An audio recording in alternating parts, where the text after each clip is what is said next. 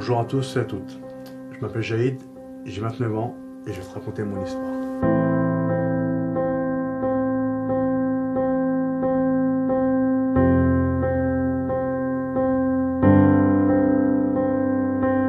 Je suis d'origine algérienne, j'habite à Montreux dans le 93. Je vais te raconter comment j'ai rencontré Jésus-Christ et ce qu'il a fait dans mon cœur.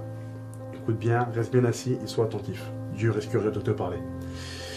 Donc j'ai commencé à pratiquer ma religion islamique, le Coran, l'islam, parce que je suis algérien, donc j'étais musulman. J'ai commencé à pratiquer ma religion parce que ma vie, d'un jour au lendemain, elle a basculé dans les tourments, dans la détresse, dans la dépression. Et puis j'ai commencé à apprendre ma religion. Je me suis approché de mon père parce que je ne connaissais pas la pratique de ma religion, de mes 5 prières, je ne savais pas. Donc j'ai commencé à aller à la mosquée avec mon père et avec mon frère. J'ai commencé à la mosquée, pratiquer mes 5 prières, les rituels donc, islamiques, le ramadan, comme tout bon musulman, les 5 piliers de l'islam. Et puis ma vie elle a commencé à se dégrader. Et puis chez nous on a un rituel, c'est lorsqu'on n'est pas bien, lorsqu'on dort mal, lorsqu'on est angoissé, on est parti voir un hajj. J'ai commencé à pratiquer les rituels donc, coraniques, il m'a fait des talismans pour pouvoir dormir le soir, pour pouvoir avoir la paix. Mais ma vie elle ne changeait pas, ma vie elle se dégradait. Et puis lorsque j'étais dans ma chambre, au bord du précipice, au bord du gouffre, j'ai un ami qui est venu vers moi, puis il m'a dit « Jaïd, il faut que je te parle, c'est un gitan. » Et puis il m'a dit « Écoute, je te l'ai jamais dit, mais je vais te le dire. » Je lui ai dit « Vas-y, je suis prêt à t'écouter. » Il m'a dit « Jésus t'aime. » Lorsqu'il m'a dit ça, c'était comme une flèche en plein cœur. Ma réaction était très immédiate, très violente. J'ai dit « Moi, tu ne me parles pas de Jésus, tu ne me parles pas de l'évangile, moi je suis musulman. Je crois en Dieu et en Mohamed sallallahu alayhi wa sallam. » Et puis on a commencé à changer, on a commencé à avoir un partage, et puis il m'a invité dans une église évangélique à Montreuil.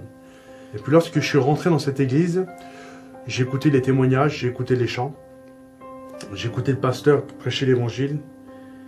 Lorsque j'ai écouté ça, le message de Jésus-Christ, j'ai compris tout de suite au fond de mon cœur que c'était la vérité. Je suis rentré chez moi, et puis j'avais été bouleversé par le message de l'évangile. Je ne savais plus où mettre la tête.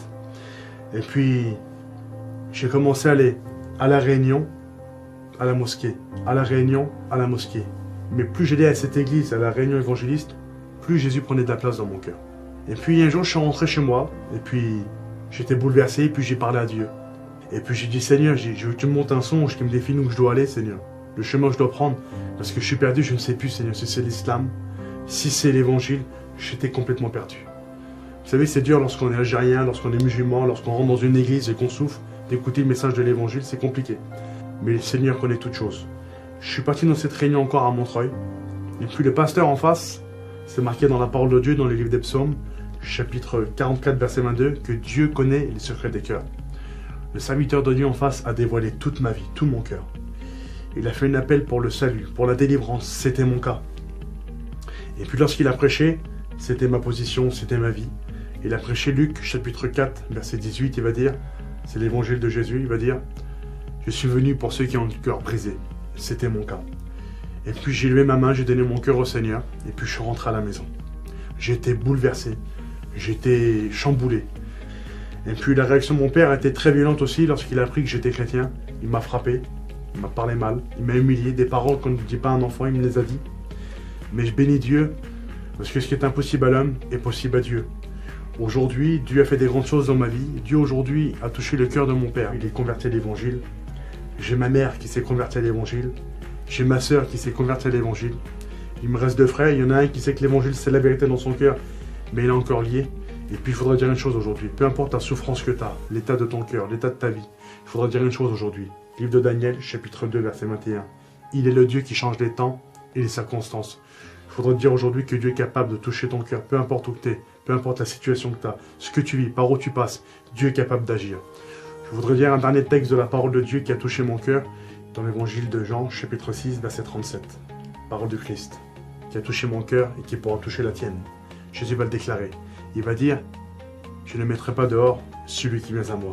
Donc peu importe où tu es, pour te dire une chose, que le Seigneur est attaqué, que Dieu te bénisse.